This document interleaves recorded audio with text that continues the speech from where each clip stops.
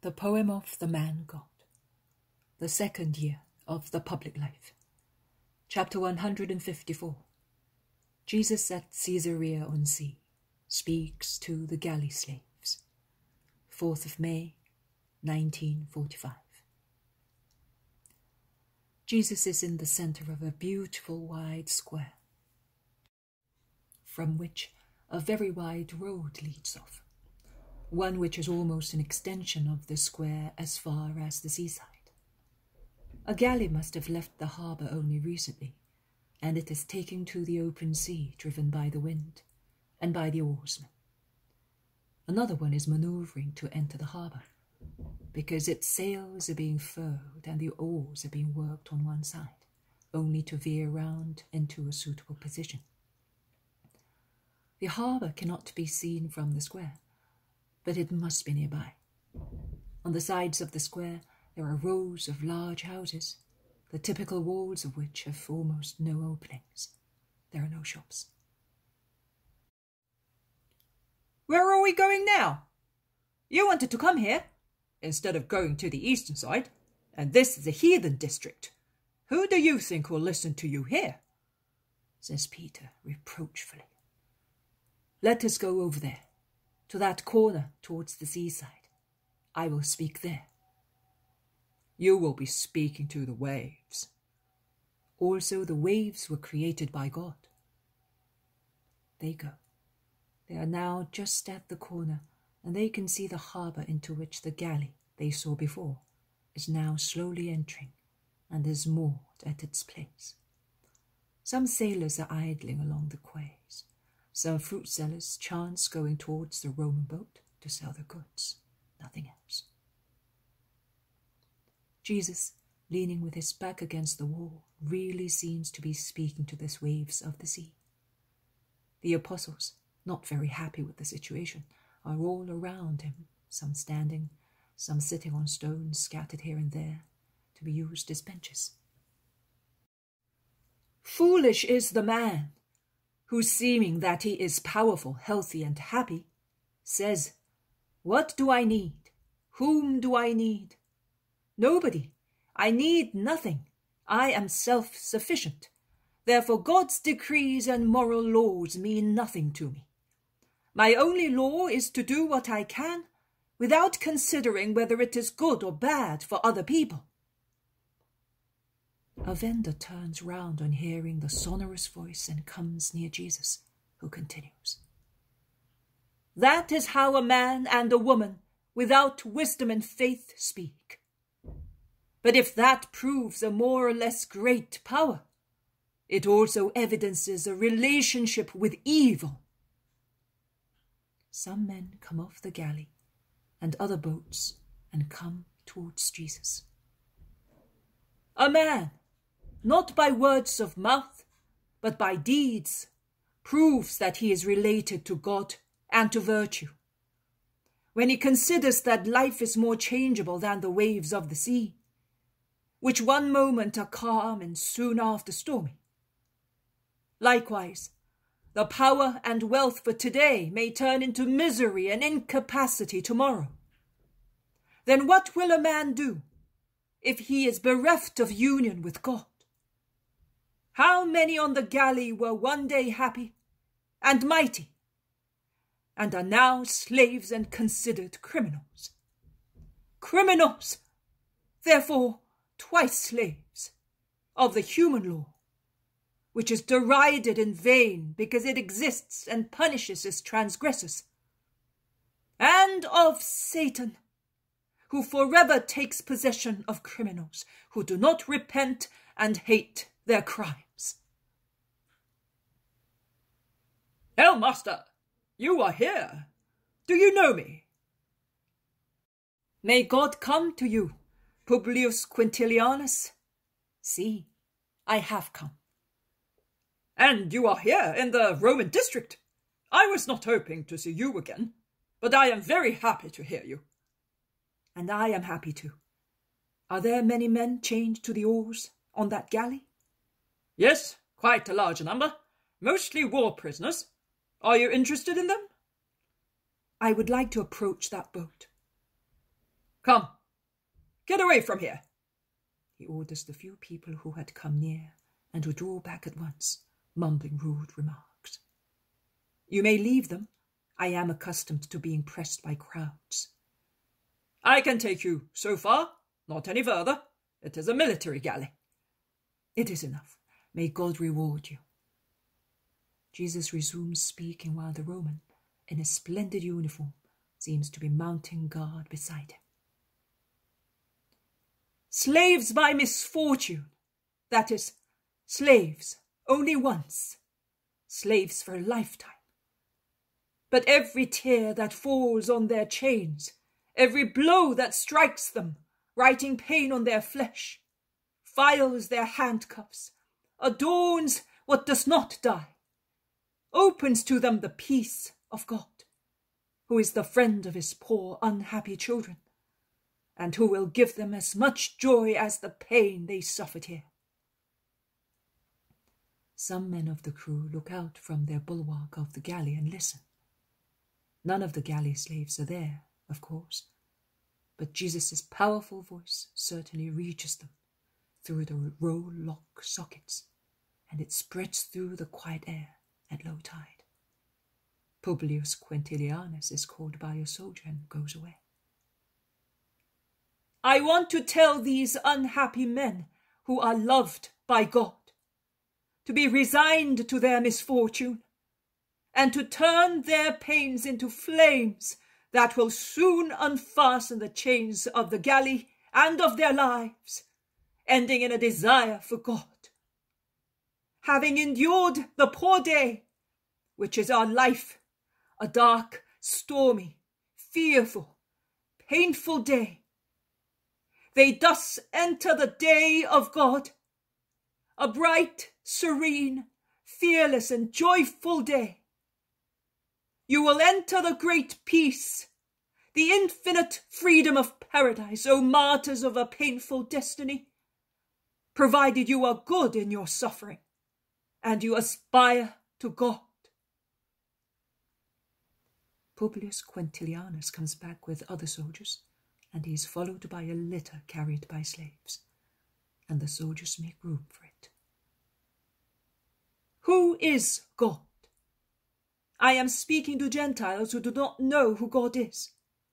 I am speaking to the children of the peoples, subdued, who do not know who God is.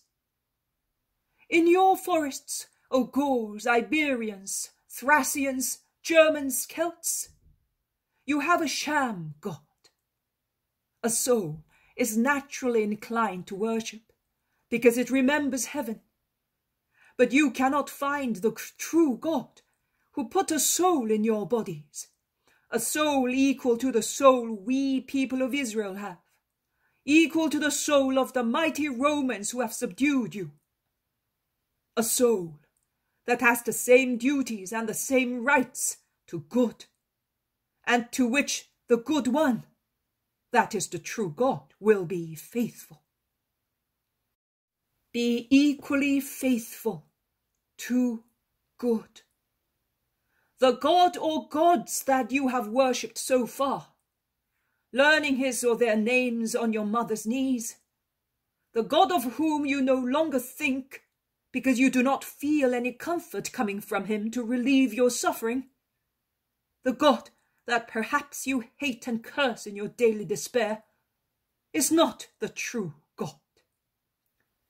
The true God is love and pity. Were perhaps your gods like that? No, they were not. They were also hard, cruel, false, hypocrites, vicious, thieves.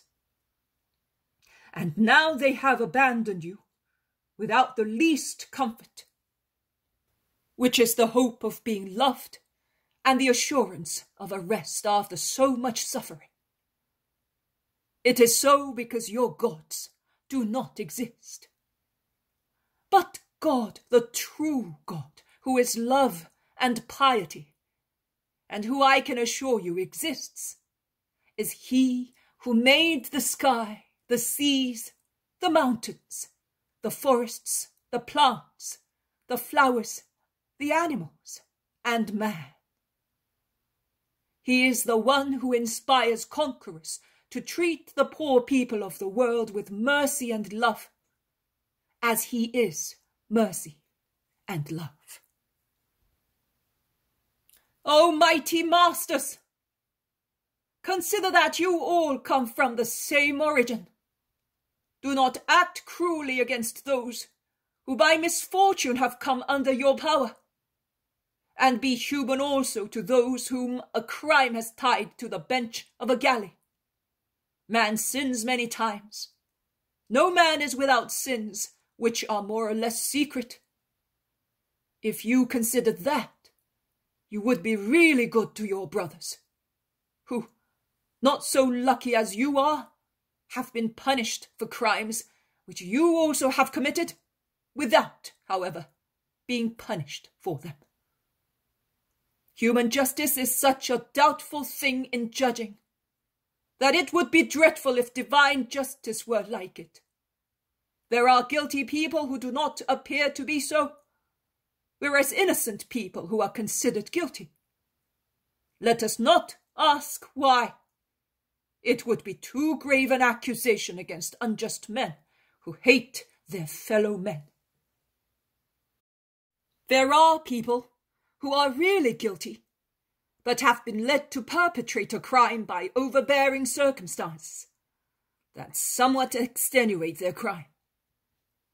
Be therefore human, you who are in charge of galleys.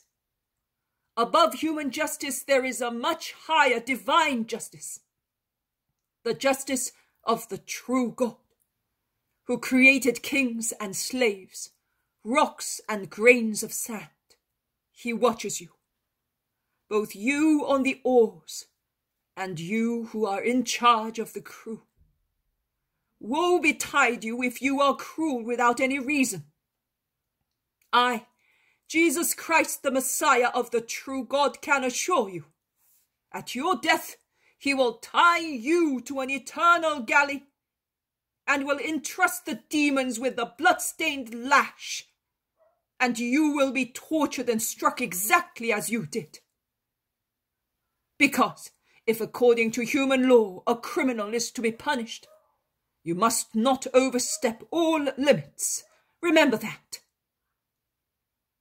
A man who is powerful today may be miserable tomorrow. God only is eternal. I would like to change your hearts, and above all, I would like to untie your fetters, give you back your freedom, and send you back to your fatherlands. But my dear galley slaves, you are my brothers. You cannot see my face, but your sorely wounded hearts are well known to me. Instead of the freedom and fatherlands, which I cannot give you now, while you are the poor slaves of mighty men, I will give you a greater freedom and fatherland. For your sake, I have become a prisoner myself, far from my fatherland. I will redeem you by offering myself in ransom, because you are not the disgrace of the world as men call you, but the shame of man who forgets the limits of the rigors of war and justice. I will make a new law for you on the earth, and a pleasant abode for you in heaven. Remember my name, O children of God, who are weeping. It is the name of a friend. Repeat it in your suffering.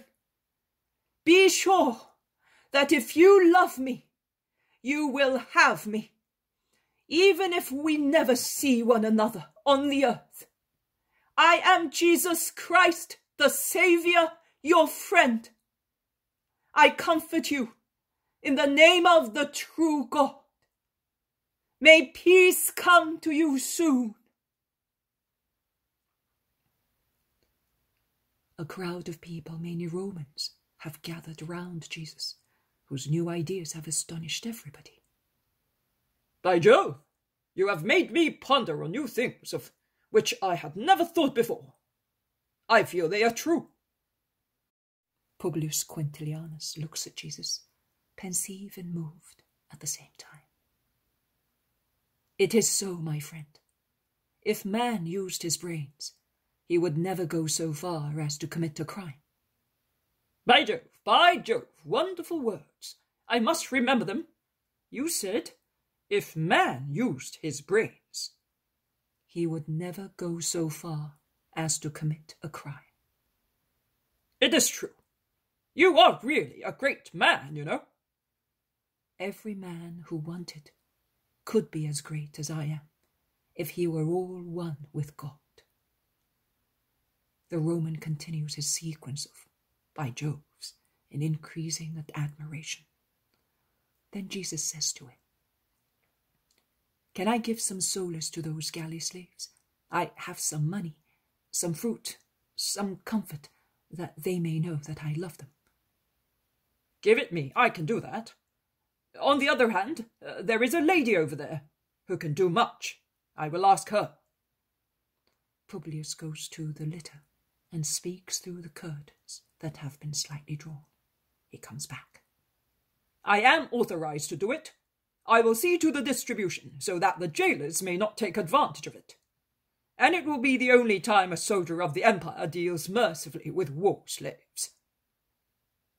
The first, but not the only time. The day will come when there will be no slaves, and even before that, my disciples will go among galleymen and slaves and call them brothers. A further sequence of by Joves can be heard in the calm air, while Publius is waiting to have enough wine and fruit for the galley slaves. Before going on board the galley, he whispers near Jesus' ear, "Claudia Procula is in there. She would like to hear you again. In the meantime, she wants to ask you something. Go and see her."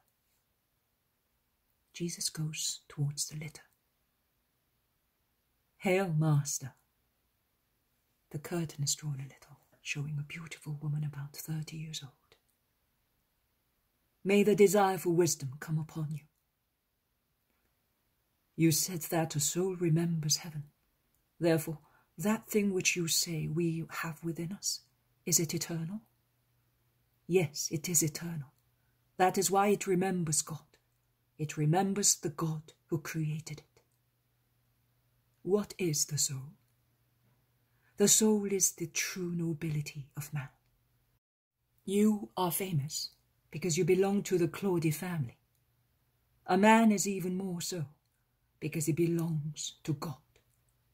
In your veins there is the blood of the Claudi, the mighty family, which, however, had a beginning and will come to an end. In man, because of his soul, there is the blood of God.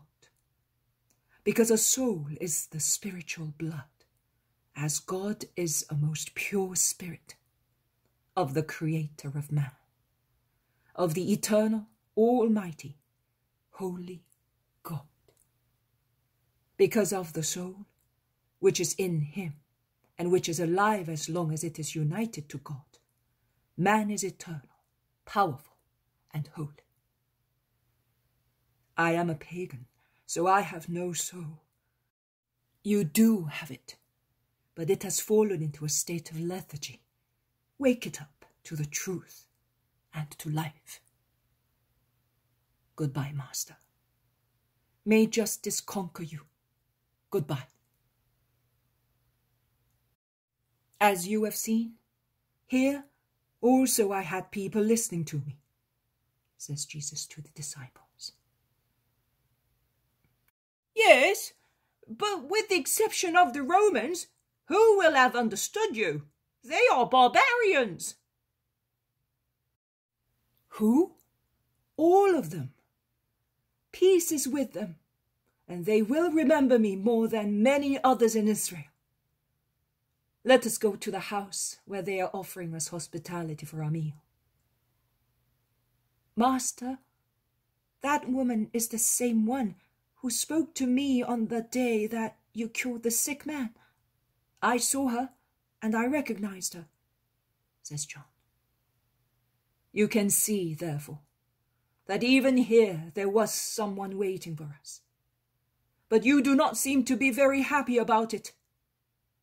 I will have accomplished a great deal when I succeed in persuading you that I have come not only for the Jews, but for all the peoples, and I have prepared you for them all. And I tell you, remember everything of your master. There is no event, however trifling it may seem, that may not be a lesson for you one day during your apostolate. No one replies, and a sad smile of pity appears on Jesus' lips. This morning he had such a smile also for me. I was in a state of such deep depression that I began to weep over so many things. The tiredness of writing with the firm belief that so much bounty of God and work of little John are utterly useless, not being the least. And weeping I invoked my master, and when out of kindness he came exclusively for me, I told him what worried me. He shrugged his shoulders as if he wished to say, forget about the world and its nonsense. And then he caressed me, saying, so what? Would you not like to help me any more? Does the world not want to know my words? Well, let us repeat them to each other, for my joy in mentioning them to a faithful heart, for yours in hearing them. The weariness of the apostolate, more depressing than any other work. It deprives the serenest day of its light and the sweetest food of its sweetness. Everything becomes ashes and dirt, nausea and bitterness. But my dear soul, these are the hours in which we take upon ourselves the weariness, the doubts, the misery of the worldly people who die because they do not possess what we have. And they are the hours in which we do more. I told you also last year. To what advantage? Wanders the soul submerged by what submerges the world, that is, by the waves sent by Satan, and the world drowns. But the soul, nailed to the cross with its God, does not drown. It is in darkness for a moment, and sinks under the nauseating wave of spiritual tiredness. Then it emerges fresher and more beautiful. Your expression, I am no longer good for anything, is the consequence of such tiredness.